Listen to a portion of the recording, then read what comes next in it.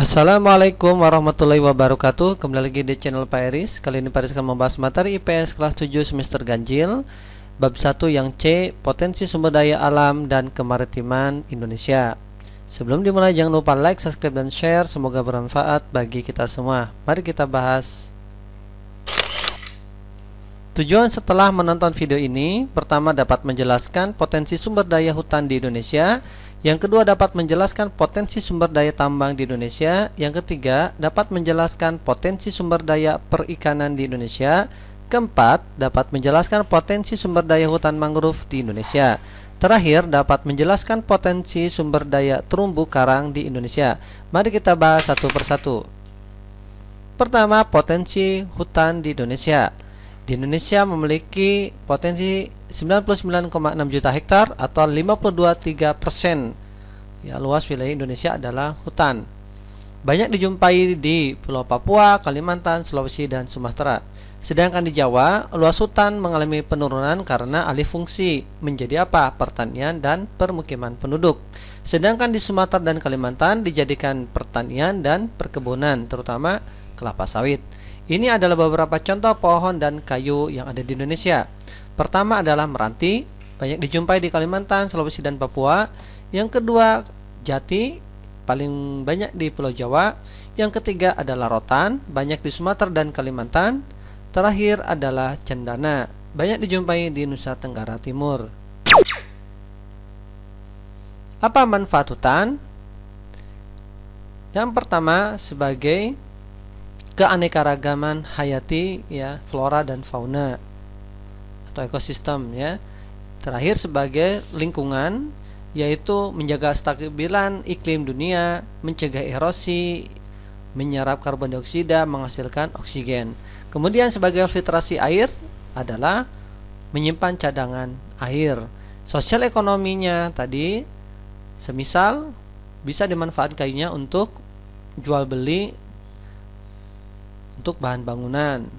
Kemudian banyak bergantung juga kepada kayu, ya, yang sifatnya masih tradisional di Indonesia.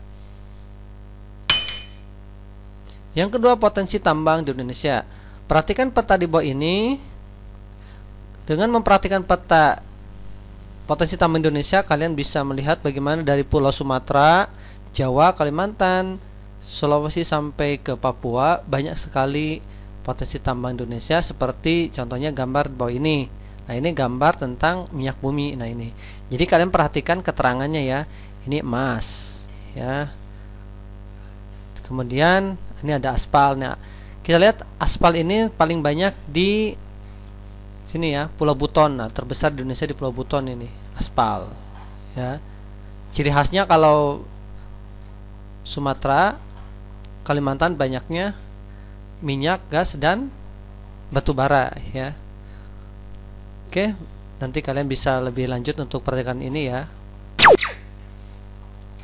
Kita bahas yang pertama, potensinya adalah minyak dan gas. Ini ada di Sumatera, contohnya di Aceh, ya, kemudian di Riau. Sedangkan di Jawa ada di Majalengka, Jawa Barat. Kemudian di Jawa Timur di Wonokromo, ya. Sedangkan di Kalimantan contohnya di Tarakan, Balikpapan. Kemudian di Maluku ini di Pulau Seram, di Papua ini di Sorong. Yang kedua, batu bara. Nah, potensi batu bara di Indonesia ini terbesar ke-6 di dunia, ya, banyak yang di Kalimantan dan Sumatera. Manfaatnya minyak dan gas ini serta batu bara utamanya adalah untuk listrik, ya, transportasi juga. Yang ketiga, tambang bauksit. Apa itu bauksit? Adalah sumber biji utama menghasilkan aluminium. Ya, jadi aluminium ini banyak di Kepulauan Riau. Ini untuk industri apa? Keramik, logam, kimia, dan metalurgi, ya. Kemudian yang keempat, pasir besi. Dimanfaatkan untuk industri logam seperti semen, contohnya di Cilacap. Ya, ini pasir besinya. Yang kelima, emas. Dimanfaatkan untuk perhiasan dan investasi. Banyaknya di Papua, Freeport Timika. Yang ketiga, potensi perikanan di Indonesia. Ternyata Laut Indonesia memiliki potensi 6,4 juta ton per tahun. Ya, ini potensinya luar biasa. Kemudian ada perbedaan Indonesia bagian barat ini ya, kedalaman lautnya 75 meter sehingga ditemukan banyak ikan pelagis kecil. Sedangkan di Indonesia bagian timur ini kedalamannya bisa 4000 meter sehingga ikan pelagisnya besar seperti cakalang dan tuna. Nah, ini perhatikan petanya. Ini bagian barat ya. Nah, ini Indonesia bagian timur dari Sulawesi, Maluku ke Papua. Ya, ada cakalang, albana, tuna, mandihiang, tuna sirip biru ya. Tetapi potensi perikanan ini juga di Indonesia bukan hanya di laut ya, di darat juga ada. Seperti di pasang surut, di tambak, nah, ikan bandeng. Di darat juga banyak ya, ikan lele, gurami. Nah, itu potensi-potensi di Indonesia. Yang keempat, potensi hutan mangrove di Indonesia. Hutan mangrove atau disebut juga hutan bakau. Nah, ini berada di pasang surut air laut. Nah, ini luasnya di Indonesia 3 juta hektar ya, tersebar di sepanjang 95.000 km pesisir Indonesia. Nah, ini perhatikan gambarnya, hutan apa ini? Mangrove ya.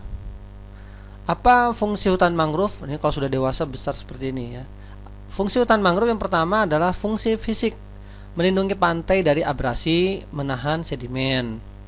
Ini juga tambahkan satu lagi ya, selain abrasi juga melindungi gelombang dari air laut ya.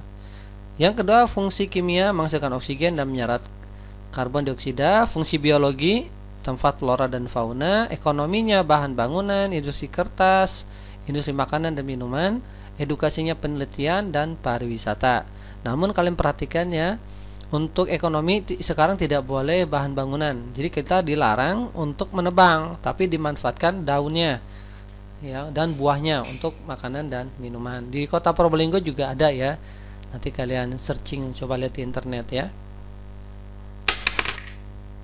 Yang kelima, potensi terumbu karang di Indonesia. Terumbu karang adalah batuan sedimen kapur di laut. Di Indonesia mencapai 284,3 ribu km atau 18% terumbu karang yang ada di seluruh dunia.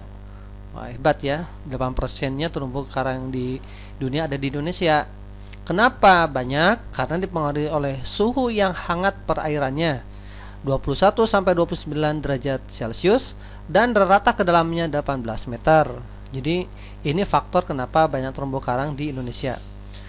Kemudian akan berpengaruh kepada flora ya, di flora atau fauna di laut ya. Flora itu tumbuhan ya, fauna adalah hewannya. Semisal terdapat 2.500 jenis ikan ya, 2.500 jenis moluska, 1.500 jenis udang-undangan dan 590 jenis karang. Wah, ini luar biasa manfaatnya terumbu karang. Apa manfaatnya? Rumah bagi organisme laut, tempat berkembangbiaknya spesies laut, tempat mencari makan ikan dan makhluk laut, menyerap karbon di laut, melindungi pantai dari ombak besar, ya, menyimpan tingkat keanekaragaman hayati yang tinggi. Nah, terakhir ini gambar di Teluk Bunaken di Manado ya, sebagai tempat pariwisata yang luar biasa. Selain itu juga ada Raja Ampat. Nah, oleh karena itu kita harus jaga nih terumbu karang di Indonesia, jangan sampai dihancurkan dengan bom gitu ya, diracun atau dilarang. Justru kita harus bisa memperbaikinya, karena tadi manfaatnya luar biasa nih potensi terumbu karang ya. Rumah, ibaratnya rumah ya. Jadi banyak yang datang tuh, hewan-hewan yang lainnya. Nanti juga manfaatnya bagi kita juga ya. Oke, itu terima kasih atas perhatiannya. Semoga bermanfaat. Wassalamualaikum warahmatullahi wabarakatuh.